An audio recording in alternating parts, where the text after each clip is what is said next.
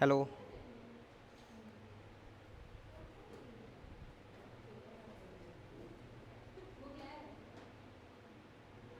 चलिए स्टार्ट किया जाए। हेलो। हाँ कैंसिल हो गया, नहीं है। हाँ हाँ फाइन। हम लोग कल क्या पढ़ चुके हैं बताइए। क्या? देखिए, फाइनेंशियल डिसीजन था। हेलो, फाइनेंशियल डिसीजन कल पढ़े थे हम लोग। इसी में इन्वेस्टमेंट डिसीजन, फाइनेंशियल डिसीजन और क्या है? हेलो, क्या क्या है पढ़िए तो। क्या लिखा है इधर? इन्वेस्टमेंट डिसीजन, हाँ फाइनेंसिंग डिसीजन, हाँ, डिफरेंट डिसीजन। उसको लगाए रहिए ठीक है। क्योंकि बार बार देखना पड़ेगा। अरे सर मेरा नहीं है। अच्छा,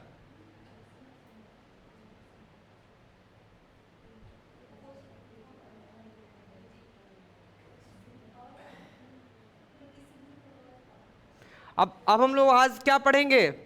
फैक्टर, फैक्टर अफेक्टिंग इन्वेस्टमेंट। क्या पढ़ेंगे? सभी लोग बोलिए तो, चिल्लाई तो एक बार देखकर, क्या पढ़ेंगे? पीछे बीच में बैग रखिए। आप लोग का एक अलग ही है, नो डिस्टरबेंस। बातचीत में कोई डिस्टरबेंस नहीं करना चाहिए, एकदम चिपक के बैठ गए हैं आप लोग और बातचीत स्टार्ट। एक साथ सभी लोग चिल्लाइए, क्या पढ़ना है? Factor affecting. फिर से क्या पढ़ना है? ठीक है, इन्वेस्टमेंट का दूसरा नाम। सभी लोग एक साथ बोलिए, इन्वेस्टमेंट का दूसरा नाम। ठीक है, पहला पॉइंट क्या लिखा है? ठीक है, कैश फ्लो का मतलब क्या होता है ये बताइए। कैश फ्लो का मतलब क्या होगा ये बताइए।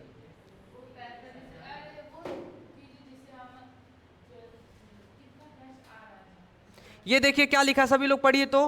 When ever a company is investing use fund, जब कभी भी आप बहुत सारा पैसा इन्वेस्ट करते हैं in an investment proposal, it expect some regular amount of cash flow to meet day to day requirement. दिन प्रतिदिन आपका कुछ कुछ ना कुछ खर्चा लगेगा। लगेगा कि नहीं लगेगा बताइए। एग्जाम्पल दें आप सभी को। मान लीजिए आप बड़े से मशीन को लगाए हुए हैं, मोबाइल देखिए चला रही हैं आप, बड़े से मशीन को लगाए हुए हैं, आप अपने कंपनी में बड़ा सा मशीन लगाए हुए हैं।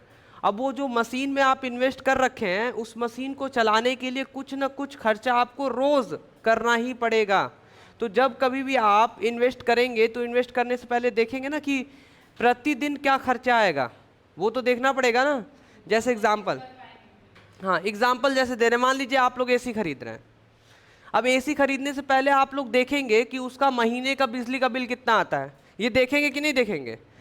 या पता चला किसी तरह गुल्लक में पैसा डाल डाल के कलेक्ट करके 40,000 का ले लिए, और जब बिजली का बिल आ रहा है तो पापा आके रोज कान ऐठ रहे हैं, बेटा एसी ले लिए, बिजली का बिल कौन भरेगा? समझिए बात को। एसी खरीदना, कार खरीदना बड़ी बात नहीं होती है, उसका जो खर्चा आता रहता है उसको झेलना, उसको झेलना वो बहुत बड़ी बात होती है। एसी आज की डेट में सारे घर वाले खरीद सकते हैं, 30-40 हज़ार का मिलता है, सब खरीद लेगा, सब के सब लोग खरीद लेंगे किसी ना किसी तरह। पर उसके बाद जो खर्चा आता है उसको संभालना बहुत बड़ी बात होती है। जैसे एग्जांपल, मोबाइल 18,000 का, 20,000 का खरीदना हो, आप लोग पैसा कलेक्ट करके खरीद लेंगे, 40,000 तक का खरीद लेंगे। पर जो 555 रिचार्ज करना पड़ता है, जियो का जो 666 रुपये रिचार्ज करना पड़ता है, वो बहुत कष्ट देता है। देखिए 299, 209। हाँ समझ आ रहा है। तो आप लोग भी देखें। हेलो, आप लोग, हेलो हेलो हेलो, बस बस बस, थोड़ा सा पॉइंट मिला नहीं, हाँ स्टार्ट कर देती हैं आप लोग। थोड़ा सा सुनिए हमको भी। तो पता है क्या, आप लोग को यही ध्यान देना है कि जब आप पैसा इन्वेस्ट कर रहे हैं तो इन्वेस्टमेंट करने के बाद आपका डे टू डे जो एक्सपेंस होगा वो कितना होगा, उसको भी ध्यान देकर आपको वो मशीन उस हिसाब से खरीदना होता है। ठीक है, जैसे मान लीजिए आप स्कूटी खरीदने गए, तो कोई कहता है अरे ये स्कूटी में ना पेट्रोल बहुत कम लेता है, हाँ, अब फिर कोई कहेगा कि नहीं यार इस स्कूटी में ज़्यादा पेट्रोल लगता है। तो सबका अलग अलग है, तो जिसको जो ठीक लगा वो अपने हिसाब से करता है। अब उनको क्या ठीक लगा, इससे बढ़िया इलेक्ट्रॉनिक वाला बैटरी वाला ले लो। तो किसी को बैटरी ठीक लग रहा है, किसी को पेट्रोल ठीक लग रहा है, जिसको जो ठीक लग रहा है वो ले ले अपना। बताइए क्या देखना बहुत जरूरी होता है? Cash flow of the project, कितना खर्चा होगा, कितना खर्चा होगा उस पर। दूसरा क्या लिखा है? Return on. अरे आप कोई भी मशीन परचेस कर रहे हैं तो उससे फायदा कितना हो रहा है, उससे रिटर्न कितना मिल रहा है, उसको भी आपको ध्यान देना होगा। ठीक है, जैसे example, the most important criteria to decide the investment proposal is rate of return it will be able to bring back for the company in the form of income. For example, मान लीजिए आपके पास project A है, क्या है वो आपको दे रहा है 10% रिटर्न, कितना रिटर्न दे रहा है, और प्रोजेक्ट बी कितना दे रहा है, तो कौन सा आप प्रीफर करेंगे? जो अधिक रिटर्न दे रहा है। रिटर्न का मतलब जिस मशीन से आपको ज़्यादा फायदा हो रहा है, अत्यधिक फायदा हो रहा है। समझ में आया? ठीक है। तीसरा क्या लिखा है? Investment criteria along with return, return के साथ साथ risk, cash flow, there are various other criteria which help in selecting an investment proposal such as availability of labour. आप मान लीजिए ऐसा मशीन खरीद रहे हैं जी, उसमें उस मशीन को चलाने के लिए बहुत सारे लेबर की ज़रूरत है, हाँ, बट आप अगल बगल देख भी लीजिए कि जहां आपकी इंडस्ट्री है वहां पे लेबर हैं भी कि नहीं है। मान लीजिए आप ऐसा मशीन खरीद लिए, उस मशीन को चलाने के लिए बहुत सारे लेबर की ज़रूरत है और वही उतने सारे लेबर नहीं मिले तो नहीं चल पाएगा ना। तो उससे बढ़िया आप ऐसा मशीन खरीदिए जिसमें कम लेबर से काम चल जाए। तो वही लिखा है इन्वेस्टमेंट क्राइटेरिया। इन्वेस्टमेंट क्राइटेरिया में ये आता है कि क्या लेबर है कि नहीं है, ठीक है, वहाँ पे टेक्नोलॉजी अच्छे से पहुँच जाएगा कि नहीं पहुँच पाएगा, इनपुट मशीनरी, इनपुट मतलब जो भी रॉ मटेरियल चाहिए आपको मिल जाएगा कि नहीं चाहिए, मिल जाएगा, सब कुछ आपको देखना होता है। मशीनरी भी, छोटे मशीन बड़े मशीन, जो जैसा मशीन चाहिए आपको मिल जाएगा कि नहीं मिल जाएगा, ये सब कुछ आपको किस में देखना होता है? इन्वेस्टमेंट क्राइटेरिया के अंदर। पहला क्या पढ़े थे? कैश फ्लो, कि अगर आप कहीं भी इन्वेस्टमेंट कर रहे हैं तो देखिए कि अलग से जो खर्चा लगता है डे टू डे वो आप कितना है और जितना भी है वो सही है कि गलत है, ठीक है। दूसरा क्या देखना है? रिटर्न ऑन इन्वेस्टमेंट, जिसपे ज़्यादा परसेंट रिटर्न मिल रहा है वही वाला प्रोजेक्ट हम क्या करेंगे, उसको सेलेक्ट करेंगे। और तीसरा क्या है कि लेबर हैं कि नहीं है, इन्वेस्टमेंट क्राइटेरिया में लेबर हैं कि नहीं है, टेक्नोलॉजी कैसा है वहाँ पे, इनपुट मिलेगा कि नहीं मिलेगा, वो सब चीज़ें ध्यान दिया जाता है। तो इसको हम क्या पढ़ रहे थे हम लोग? फैक्टर अफेक्टिंग इन्वेस्टमेंट या कैपिटल बजटिंग डिसीजन। यही 2-3 फैक्टर हैं जो अफेक्ट करते हैं। हरप्रीत खड़े हो जाइए, नहीं समझ आया तो खड़े हो जाइए, खड़े हो जाइए, बताएं, खड़े हो जाइए। अब बताइए क्या बोल रहे हैं, क्या देखेंगे? कह रहा ना यही जो 3 चीज़ है, यही तीनों चीज़ें प्रभावित कर देती हैं किसको? कह तो रहे हैं कि लेबर है कि नहीं आसपास, आप वो देख लीजिए। मान लीजिए 2 मशीन आ रहा है, एक मशीन आ रहा है कि उसमें बहुत सारे लेबर की ज़रूरत पड़ेगी और एक मशीन आ रहा है कि इक्का दुक्का लेबर से काम चल जाएगा। तो अगर लेबर हैं आपके साइड, जिस साइड आपका बिजनेस है, तो आप वही मशीन खरीद लीजिए जिसमें ज़्यादा लेबर लगते हैं। अगर लेबर ही नहीं है वहाँ पे तो फिर आप क्या करेंगे? वो मशीन परचेस करिए जिसमें कम लेबर लगे। समझ आया? यही इन्वेस्टमेंट क्राइटेरिया, ये तीनों फैक्टर्स अफेक्ट कर देते हैं। तो पहला क्या पढ़ रहे थे हम लोग? ये सब क्या चल रहा था? Capital budgeting decision. Capital budgeting decision को क्या बोलते हैं हम लोग? कौन सा डिसीजन? इन्वेस्टमेंट डिसीजन, ठीक है। इन्वेस्टमेंट डिसीजन के बाद क्या पढ़ना हम लोगों को? Very good. चलिए आइए आज फाइनेंसिंग पढ़ लेते हैं। Financing decision. फाइनेंसिंग डिसीजन में ब्रैकेट में क्या लिखा, पढ़िए तो सभी लोग।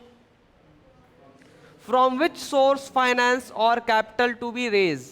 आप कहाँ से पैसा लाएंगे, कहाँ से पैसा लाएंगे? चलिए आपके पास 30 सेकेंड है, आपको सोचना है। क्या सोचना है वो हम बता रहे हैं कि मान लीजिए आपको 1 करोड़ रुपए की ज़रूरत है और वो 1 करोड़ रुपये आप कहाँ से लाएंगे? Very good. आपका पापा से आप लोन ले लेंगे, लोन ले लेंगे। अच्छा मान लीजिए लोन सिर्फ आपको 50% मिला, फिर क्या करेंगे? ठीक है, 50 घर वाले 30% दिए, 20% क्या करेंगे? दोस्त नहीं दिया, कह रहा भाग यहाँ से, भाग यहाँ से, भाग यहाँ से, दिमाग खराब कर रहे हो लोग। चलो और बताइए। दोस्त नहीं दिया, धोखा दे दिया, कह रहा नहीं देंगे, जा हटो। अच्छा बाकी स्टेशन से भीख मांग लेंगे। सही सही दिमाग लगा रहे हैं बच्चे, और पीछे नीलाम कर देंगे। और बताइए आप क्या करेंगी सोनम जी? हाँ अनिल कपूर से पैसा मांगेंगी? हाँ, आपको कैसे पता?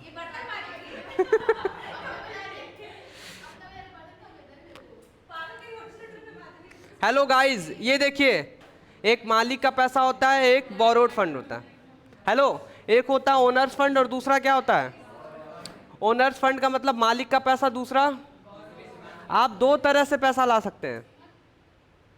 आप दो तरह से पैसा ला सकते हैं, खुद का पैसा लगा दीजिए, नहीं तो किसी से मांग लीजिए। समझ आ रहा है? ओनर्स फंड और बोरोड फंड। ठीक है, आप खड़े हो जाइए, सृष्टि जी खड़े हो जाइए। सृष्टि जी, दो तरह से पैसा लाया जा सकता है, कहाँ कहाँ से? पहला, हाँ, कौन सा? अच्छा, हमको ऑनर ऑनर फंड और, हाँ, ऑनर फंड और, अच्छा, फंड या फंड? डी, हाँ, फंड और, हाँ, बोरोड फंड। ठीक है, तो ओनर्स फंड हो गया और बोरोड फंड। अरे थोड़ा सा इधर ध्यान दीजिए, सब लोग शांत हैं और आप ही शोर कर रही हैं। अब देखिए क्या है, इसके बाद थोड़ा सा और आगे हम लोग बढ़ते हैं। अब आप लोग को ना ये सब याद रखना पड़ेगा। कह रहा share capital and retained earning constitutes owner fund. Owner fund किसको किसको बोलते हैं? चलिए चिल्लाइए आप लोग फिर से, ओनर्स फंड। ओनर्स फंड किसको किसको बोलते हैं? ठीक है, शेयर कैपिटल और, ठीक है, एंड डिबेंचर, लोन, बॉन्ड्स, ये सबको क्या बोलते हैं? अगेन, डिबेंचर, लोन और बॉन्ड्स, ये तीनों को क्या बोलते हैं? Borrowed fund. और रिटेन्ड अर्निंग और शेयर कैपिटल को ओनर्स फंड। समझ आया आप सभी को? समझ आया आप सभी को? ये देखिए, इधर देखिए, एक चीज दिखा रहे हैं, ये कंपनी दिख रहा है, बताइए। हेलो, कंपनी दिख रहा है ये आपको? ठीक है, ये देखिए, ये शेयर होल्डर है, कौन है? जो शेयर होल्डर होते हैं उन्हीं को बोला जाता है मालिक। क्या बोला जाता है? Share holder. पता क्या, शेयर होल्डर पता क्या किए हैं? ये पैसा दिए हैं। क्या दिए हैं? क्यों पैसा दिए हैं? क्योंकि कंपनी इनको शेयर दी है। कंपनी इनको क्या दी है? तो इन लोगों के पास शेयर है। क्या है? यही लोग शेयर को क्या करके रखें? होल्ड करके रखें। क्या करके? तो इन्हीं को क्या बोला जाएगा? Share holder. ये लोग क्या हैं? ये लोग क्या हैं? Share holder. और इन्हीं शेयर होल्डर को बोला जाता है ओनर। क्या बोला जाता है? जो भी शेयर होल्डर होते हैं वो ओनर होते हैं, मतलब मालिक होते हैं। ठीक है, तो शेयर होल्डर कौन है? मालिक। तो इसीलिए शेयर को क्या बोला गया है? Owner's fund. शेयर को क्या बोला गया है? Owner's fund. समझ आया? बताइए, शेयर को, शेयर कैपिटल को क्या बोला गया? Owner's fund. एक और चीज बताएं क्या आप लोगों को? ये देखिए, हेलो, हे मत हंसिए कोई। ये प्रॉफिट दिख रहा है, ये पूरा प्रॉफिट। प्रॉफिट मान लीजिए 1 लाख रुपए। कितना है? हेलो, अरे हम बोले ना कितना है, तो आप लोग चिल्लाइए पीछे से, कितना है? हाँ, प्रॉफिट कितना है? सर मत बुलवाइए सर। प्रॉफिट कितना है? हेलो, प्रॉफिट कितना है? 1 लाख। अब इसी प्रॉफिट में दो चीज होता है, एक रिटेन्ड अर्निंग होता है। क्या होता है? और एक क्या होता है? डिविडेंड। अच्छा, ये पता है रिटेन्ड अर्निंग का मतलब क्या होता है? कुछ पैसा हम लोग साइड में हाँ, कुछ पैसा साइड में हटा के हम लोग रख देते हैं, उसी को क्या बोलते हैं? अच्छा, जो पैसा साइड हटा के रखा है मालिक, तो मालिक का ही पैसा हुआ ना रिटेन्ड अर्निंग। इसीलिए बोला गया कि रिटेन्ड अर्निंग और शेयर कैपिटल दोनों क्या होता है? Owner's fund. क्या होता है? Owner's fund. आपका सबसे अच्छा नंबर आएगा सृष्टि जी, बिजनेस स्टडीज में अच्छा नंबर आएगा।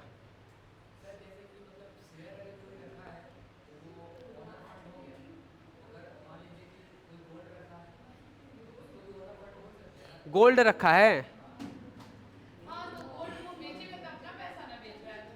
अरे उसका अपना गोल्ड है ना, खुद का अपना गोल्ड है। गोल्ड को बेचेगा, अपना पैसा लगाएगा, सब ओनर्स फंड होगा। ठीक है ना? और आप ही कर रही ना, आप पीछे जाके बैठ के।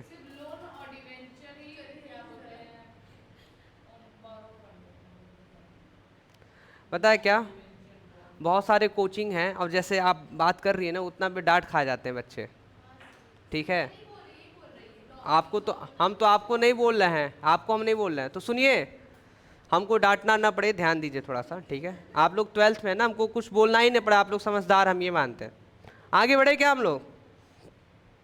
आगे बढ़े।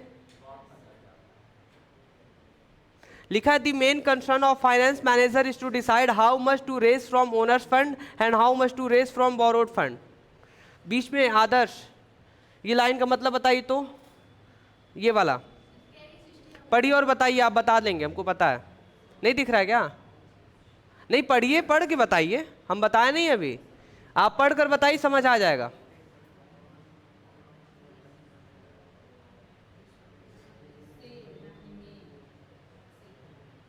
बताइए आदर्श। हाँ कोशिश करिए। अच्छा पढ़िए तेज, काम सुन रहे, क्या पढ़ना है आप? हाँ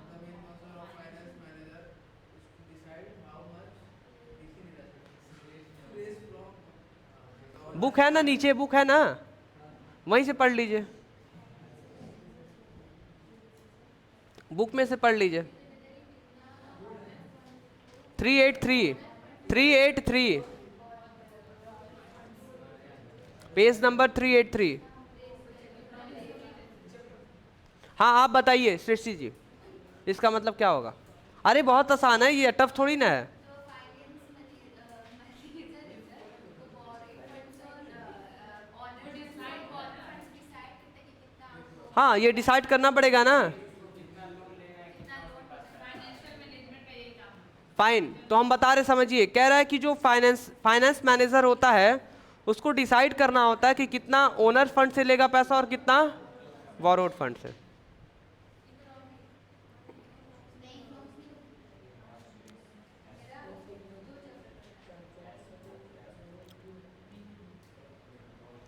ठीक है, पीछे, सबसे पीछे कौन खड़ा होगा? आप खड़े हो जाइए। हाँ अब आपसे एक क्वेश्चन पूछ रहे, बताइएगा। हेलो, सभी लोग डिस्कशन में इन्वॉल्व हुई है, जो हम पूछ रहे हैं वो भी ध्यान दीजिए, जो वो बता रही वो भी ध्यान दीजिए, तभी समझ आएगा, नहीं तो नहीं आएगा। आप ये बताइए, अगर आप फाइनेंस मैनेजर हैं और आपको बोला गया कि आपको डिसाइड करना है कि कितना ओनर्स फंड से रहेगा और कितना बोरोड फंड से रहेगा, तो आप क्या ऐसा चीज़ है जिसको आप ध्यान देंगे और उसी के हिसाब से डिसाइड करेंगे? कुछ पैरामीटर बताइए।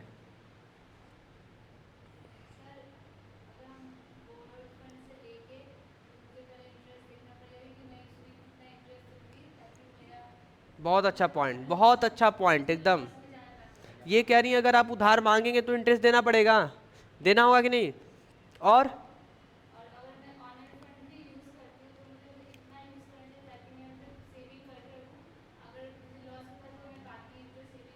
अच्छा बता रही हैं, एकदम सही बता रही हैं। कह रही, देखिए सबसे इंपॉर्टेंट चीज़ क्या है, जब आप किसी से उधार, सभी लोग चिल्ला रहे थे इधर, सबसे पहले तो खुशी चिल्लाई थी, लोन लेंगे सर लोन।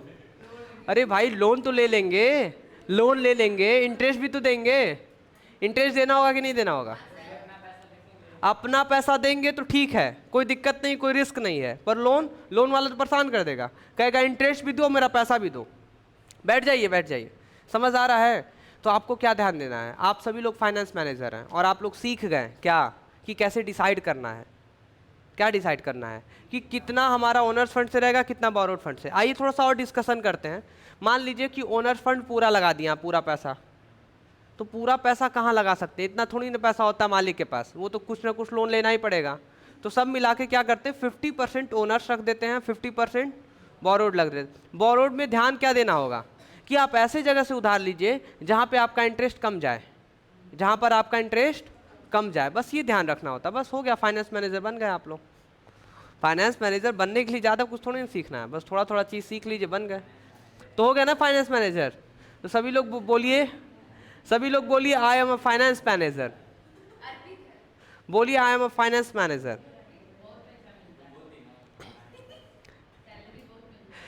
हेलो आगे बढ़ते हैं, ये क्या लिखा, फाइनेंसिंग डिसीजंस। हाँ आप भी कम नहीं, उनके साथ साथ सीधा बैठिए, सीधा बैठिए, सीधा बैठिए, सीधा सीधा बैठिए, एकदम सीधा। सुनिए, हमारी हमारी कज़न लोग कह रही थी कि भैया हम देखे हैं कि सारे बच्चे आपको चिल्लाते रहते हैं और आप किसी को डांटते नहीं हैं। तो हम ये बोले अरे वो 12th में है, उनको डांटना क्या है, आ रहा है ना समझ में। तो वो लोग फिर बता रही थी 9, 10th, 11 में पढ़ती हैं वो लोग कि हमारे सर तो तुरंत घुड़ुक देते हैं, डांट देते हैं।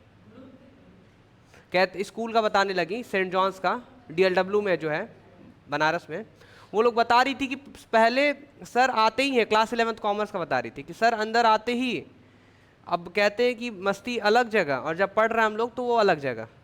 तो पढ़ाई करते टाइम अगर थोड़ा सा भी कोई बात किया तो उसके मतलब अच्छा खासा डांट खा जाता है। तो जब वो पढ़ाते हैं तो सारे लोग शांत रहते हैं। तो आप लोग में भी कोई कोई सर होंगे ना इकोनॉमिक्स के, तो हम उनको ये बोले उनका उनका वो तरीका है डील करने का, मेरा ये तरीका है डील करने का, ठीक है। तो आप लोग शांति बनाए रखें, पढ़ने के समय पढ़ लेते हैं, बाकी मजाक बीच बीच में होता रहेगा, ठीक है। चलिए तो आइए हम लोग समझते हैं कॉस्ट का मतलब। क्या समझते हैं कॉस्ट का मतलब? पता है क्या? अभी हम लोग बात कर रहे थे, क्या बात कर रहे थे? इंटरेस्ट कितना देना पड़ेगा। कॉस्ट का मतलब सब मिलाकर ये होता है कि कितना आपका नुकसान हो सकता है, मतलब जो इंटरेस्ट जाएगा आपका नुकसान ही है ना। मान लीजिए आप उधार तो लेने गए, जब उधार ले रहे हैं तो कितना आपको देना पड़ेगा इंटरेस्ट, वो क्या हो गया आपका कॉस्ट। कितना खर्चा होगा, कितना आपका लॉस होगा, नुकसान कितना होगा, उसी को क्या बोलते हैं हम लोग। तो क्या आप इसको ध्यान देंगे कि नहीं देंगे? आपको पता है एक चीज, आप बात को ध्यान समझिए। मान लीजिए आपको 1 लाख रुपए उधार लेना है, कितना लेना है? 1 लाख रुपए। अभी जब आप 1 लाख रुपए में से 50,000 रुपए उधार लेने गए, कितना उधार लेने गए? तो आपका फाइनेंस मैनेजर बोला कि जो आप 50,000 रुपए उधार लेने वाले हैं, क्या बोला? वो बोला कि जो आप 50,000 रुपए उधार लेने वाले हैं, अगर आपको इंटरेस्ट 10% देना होगा, 10% पर ईयर, अगर जो 10% 1 साल का देना होगा, 50,000 जो आप लोन लेने वाले हैं बोरोड फंड, कौन सा फंड? Borrowed fund. अगर 10% होगा तो आप 50,000 ले लीजिएगा, और अगर 10% से अधिक होगा, मान लीजिए 15% होगा, तो आप 50,000 मत लीजिएगा, आप 25,000 लीजिएगा। कितना लीजिएगा? बस आप इतना बताइए कि इस कॉस्ट की वजह से, इस इंटरेस्ट की वजह से या इस कॉस्ट की वजह से क्या 50,000 से 25,000 हो सकता है? हो सकता है ना।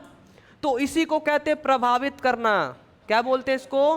प्रभावित करना। यही सब कॉस्ट बढ़ा भी सकता है, कम भी कर सकता है। और आपको बताएं क्या, जब आप पता करने गए तो इंटरेस्ट आपका 5% था, मतलब 10% से भी कम था, और आप फोन करते फाइनेंस मैनेजर को तो वो बोलता है क्या 5%? आप 50,000 क्या पूरा 1 लाख उधार लेते आइए। क्यों? क्योंकि कॉस्ट तो बहुत कम है ना। तो अगर कॉस्ट कम रहेगा तो आप ज़्यादा बोरोड फंड दे सकते हैं, और अगर कॉस्ट अधिक रहेगा तो कम लेना पड़ेगा। समझ आया? तो ये ध्यान, ज़्यादा कुछ थोड़ी ना है। कॉस्ट का मतलब कि कितना आपका जाएगा, नुकसान कितना होगा, कितना आपका लॉस होगा अगर आप उधार ले रहे हैं, तो बस यही होता है, ठीक है। तो फिर से क्वेश्चन पूछ बताइएगा, अगर कॉस्ट ज़्यादा होगा तो आप क्या करेंगे?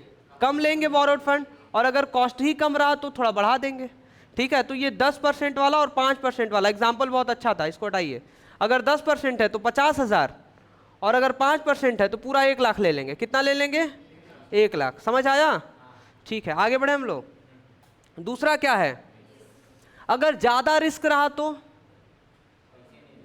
अगर ज्यादा रिस्क रहा तो हम कम बोरोड फंड लेंगे, और अगर एकदम कम रिस्क रहा, हाँ कम रिस्क रहा, इन्वेस्ट नहीं करेंगे। बोरोड फंड, बोरोड फंड, उधार लेना, उधार लेना। मान लीजिए आप बैंक में गए, कहाँ गए? बैंक में गए, अब बैंक वाला कह रहा है कि आपको सिक्योरिटीज रखना पड़ेगा। क्या रखना पड़ेगा? सिक्योरिटीज रखना पड़ेगा। आप कंपेयर करते हैं कि ओनर्स फंड में ज़्यादा रिस्क है या बोरोड फंड में, और जिसमें रिस्क आपको कम आ रहा है वो वाला ले लीजिए आप, जिसमें अधिक आ रहा है वो वाला आप क्या करेंगे? छोड़ दीजिए। तीसरा क्या लिखा है? क्या लिखा है तीसरा? कह रहा है the cash flow position of the company also help in selecting the securities. आप कहाँ से पैसा लाएंगे वो कंफर्म करता है। कौन? Cash flow position. With smooth and study cash flow companies can easily afford borrowed fund. अगर आपके पास बहुत सारा पैसा आ रहा है, बहुत सारा प्रॉफिट हो रहा है, ठीक है, आपकी कंपनी ग्रो करते जा रही है, तब तो आप क्या कर सकते हैं? उधार ले सकते हैं। क्यों? क्योंकि जब ज़्यादा प्रॉफिट आ रहा है तो उसी प्रॉफिट में से आप इंटरेस्ट दे सकेंगे, इंटरेस्ट दे सकेंगे। तो अगर आपकी कंपनी बहुत अच्छे से चल रही है, प्रॉफिट आ रहा है, आपके बिजनेस में ग्रोथ हो रहा है, तब आप कौन सा ले सकते हैं? बोरोड फंड कौन सा ले सकते हैं। और अगर आपकी बिजनेस अच्छे से नहीं चल रही है, प्रॉफिट नहीं आ रहा है, ग्रोथ नहीं हो रहा है, तो बोरोड फंड लेने से सभी लोग डरेंगे ना, कहेंगे कि आमदनी अठन्नी खर्चा रुपया, ठीक है ना। हाँ, 50 पैसा कमा पा रहे हैं, 1 रुपया खर्चा है, 10,000 कमा रहे हैं, 20,000 खर्चा है, तो नुकसान हो जाएगा। तो वो सब समझ लीजिए कि कैश फ्लो जैसा रहेगा उस हिसाब से आपको काम करना है। 4th पॉइंट क्या लिखा है, control consideration. If existing share holder want to retain the complete control of business, then they prefer borrowed fund securities to raise further fund. On the other hand, if they do not mind to lose their control, then they may go for owners fund securities. देखिए क्या कह रहा है, ये share holder हैं, ये share holder को अगर ये कंप्लीट कंट्रोल करना चाहते हैं, क्या करना चाहते हैं, कंप्लीट कंट्रोल। अगर ये कंप्लीट कंट्रोल करना चाहते हैं तो किससे पैसा लेंगे, बोलिए बोरोड फंड से। कहाँ से लेंगे। और अगर इनको फर्क नहीं पड़ता कि पूरा कंट्रोल करें या ना करें, तो फिर आप कहाँ से लिया जा सकता है, ओनर्स फंड से, ठीक है। 5th में क्या लिखा है, 5th में फ्लोटेशन कॉस्ट। इसका मतलब ही समझिए आप लोग, it refers to the cost involve in the issue of securities such as brokers commission, underwriters fees, expense, prospectus. अब ध्यान से समझिए, ये देखिए, ये आप सभी लोगों की कंपनी है। किसकी कंपनी है, आप सभी लोगों की कंपनी है। आप ना शेयर को इशू कर रहे थे, क्या कर रहे थे, शेयर इशू कर रहे थे। तो शेयर को इशू करते समय खर्चा आता है, कौन कौन सा खर्चा, बोलिए अंडरराइटर्स, अंडरराइटर कमीशन, देखिए brokers commission, underwriting commission, fees हो गया, एक्सपेंस प्रोस्पेक्टस पे, एक्सपेंस ऑन प्रोस्पेक्टस। अब आप ही बताइए कि आप शेयर को इशू करने गए, बहुत सारा खर्च लग रहा है, तो अगर बहुत सारा खर्च है तो आप डर जाएंगे ना 1 मिनट के लिए कि अरे यार हम शेयर इशू करेंगे, बहुत सारा खर्च हो रहा है, तो उससे क्या होगा, ज़्यादा अगर खर्च हो रहा है तो आप क्या कहेंगे कि छोड़ो हटाओ, इससे पैसा ना लेकर क्या करते हैं, किसी और तरीके से पैसा ले लेते हैं, लोन से ले लेते हैं। समझ आ रहा है आप सभी को।